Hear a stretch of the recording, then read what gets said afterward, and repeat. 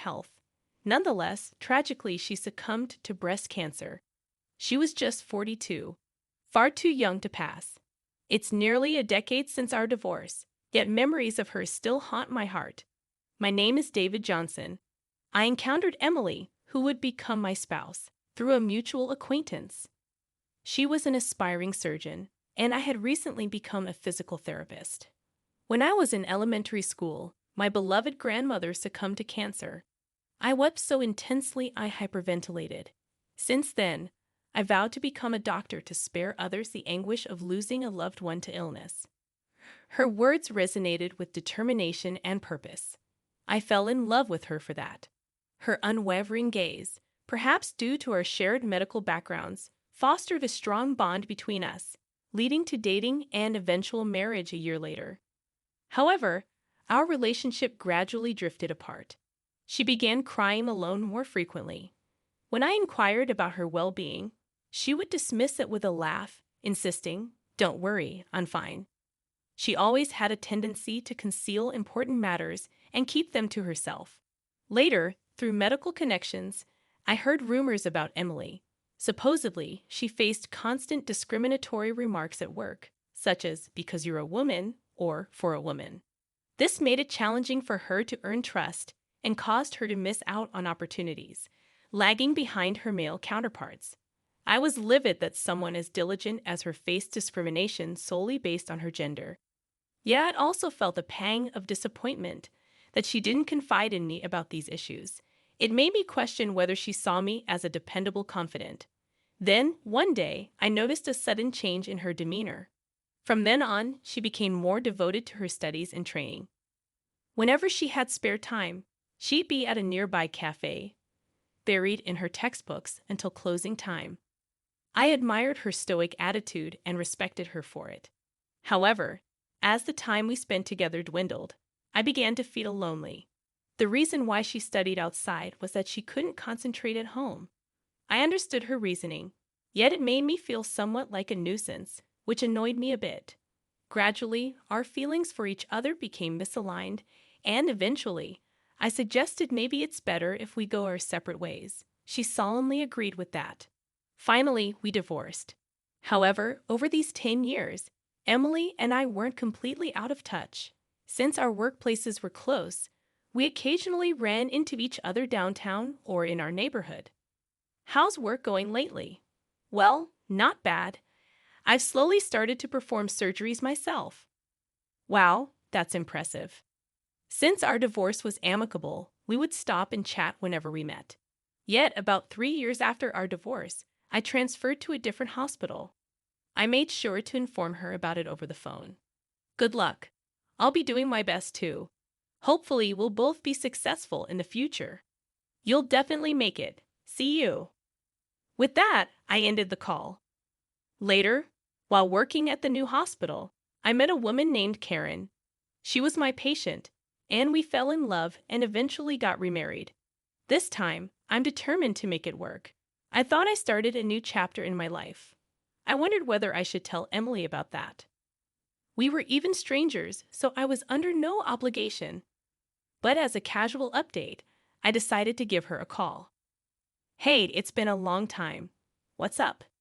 Emily sounded genuinely happy to hear from me.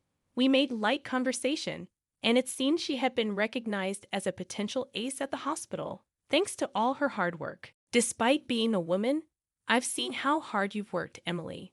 I always believed you could do it. Really hearing you say that means a lot to me. Thanks, David." Hearing my name after so long brought back memories, but I'd started down a different path. Actually, I'm getting married. For a moment, it felt like time stood still for her. However, she quickly responded with, "Oh, really? Wow, congratulations," making me think maybe I was just imagining things. "Wait, is that what you called to tell me? You don't have to worry about me. You're not planning on inviting me to the wedding, are you?" "No, that would be too much." "Just kidding." "Okay, having said what I needed to, well, that's all I wanted to say." "Okay, thanks for letting me know, David. I hope you're happy with that." She hung up. It's been over 5 years since I've had any contact with her. That call was our last conversation. When I arrived at Emily's viewing, I was surprised by the sheer number of people coming and going. I saw Emily's cousin and greeted him. "Hi, David. Long time no see. You look well." His name is Alex. He was the one who informed me of Emily's passing. "You seem well too, but this is quite a crowd. Most of them are from the hospital where Emily worked." "Work? Many patients came as well." "Patients too. Yes. So many people were saved by her surgeries. I can't believe someone so amazing was part of our family. I'm really proud." Alex's tears made me feel a lump in my throat. Emily had lived up to her word, wanting to save many people. It's clear she was respected and acknowledged for her efforts as a surgeon by so many. But I wished Emily had taken better care of herself too. It must have been tough fighting the disease for over 6 years. I turned to Alex in surprise. 6 years? The last time I spoke to Emily was 5 years ago. That means she was already battling breast cancer then. Why didn't she tell me? I felt a rush of anger towards her, but I caught myself quickly. At that time, I called to tell her about my upcoming marriage. Perhaps she thought that telling her ex-husband about her cancer would only burden me as I was starting a new chapter. In a way, by announcing my marriage, I distanced myself from her while she faced her fears alone. What a cruel thing I have done. As I offered a flower at her altar, I apologized, regretting my actions. That day, "I'm sorry, Emily, for not realizing sooner." I gave a slight nod to her parents, who were still in tears, struggling to come to terms with their loss. Emily was a great person who saved many lives, but to them, she was their irreplaceable daughter. They must have never wanted to witness her passing. The thought made my heart ache. That's when it happened. "David, do you have a moment right now?" Alex tapped me on the shoulder. "Yes, sure. What's up?" "Actually, there's someone who wants to meet you. Could you come with me?" "Someone wants to meet me. Who is it?" He gestured towards a man. "The gentleman right there. He's Emily's current husband." Hearing that, I was taken aback. Her husband faced me and greeted politely, saying, "Pleased to meet you. I'm Raymond." He seemed significantly older. From our conversation, I learned he was the deputy director at the hospital where Emily worked. So she had remarried a highly experienced doctor. However, as her ex-husband, meeting Raymond in that context felt oddly uncomfortable. "I'm sorry to take your time. Actually, I have something important I'd like to discuss with you." Raymond and Emily had been planning to open their own hospital. I remember her once saying, "I'd love to build a hospital someday, though I know it's a long shot." I never imagined they were close to making that dream a reality. Her determination never ceased to amaze me. We married 2 years ago. Despite her battle with cancer, she continued to perform surgeries, facing each patient with dedication. I was drawn to her relentless spirit. I knew her prognosis wasn't good, but I wanted to marry her, hoping for the best. Even as a doctor, we wanted to open our hospital together. Raymond wiped away his tears with a handkerchief. He expressed regret that they were so close to realizing their dream, yet it remained unfulfilled. Though Emily has passed, I want to carry on her will, open the hospital, and continue helping many patients, just as she did. His gaze was as steadfast as Emily's had been. Now, to the matter at hand. We had planned to include a facility to support disabled individuals within the hospital. Support for the disabled too. So, you'll eventually need physical therapists. Exactly. And about the physical therapist position, I was hoping you would consider joining us. Me?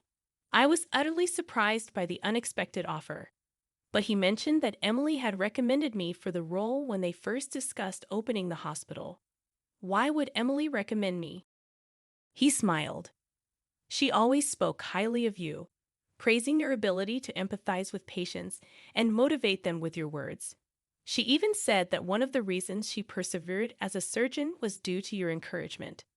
I must admit, her smile when she spoke of you even made me a bit jealous.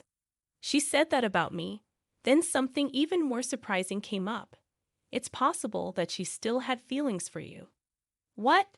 She never mentioned anything like that in front of me, but there were moments when she seemed to be lost in thought, as if she was conversing with memories deep within her. I believe those were moments with you. Raymond's words made me recall my last conversation with her. Indeed, there was an awkward pause when I informed her of my marriage. To think she still had feelings for me was a shock. I never stopped caring about Emily either. Even when I proposed our divorce, I still loved her. But that love was precisely why we had to part ways. She had a profound conviction, the conviction to save lives as a doctor. I didn't want to stand in the way of that. As a fledgling physical therapist, I had my convictions too.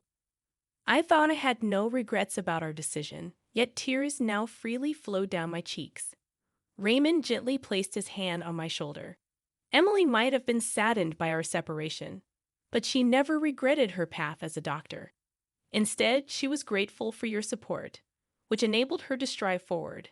I loved her, including the moments she shared with you. I'm sorry I'm speculating. She always hid the most important things after all. I responded with a laugh. Really? He assured me there was still time to think it over before parting ways. When I discussed that with my current wife, Karen, she seemed to see right through me. You want to work there, don't you? You've talked about Emily so often. Feeling guilty for my insensitivity, I started to apologize, but she smiled. It's okay. It's not about holding on to the past. You always spoke of Emily with such respect. I understand. Raymond's feelings. Normally, one might be hesitant to work with their spouse's ex, but Raymond accepted her suggestion willingly. She must have respected you deeply, believing you were the right person for this. Your relationship with Emily goes beyond just being ex-spouses, and both Raymond and I believe that. So, follow your heart. Closing my eyes, I reflected on Karen's words. Emily was indeed someone very special to me. It's true. I'm grateful to both Raymond and Karen for understanding that. Years later, I find myself working as a physical therapist at the facility Raymond built in Emily's memory.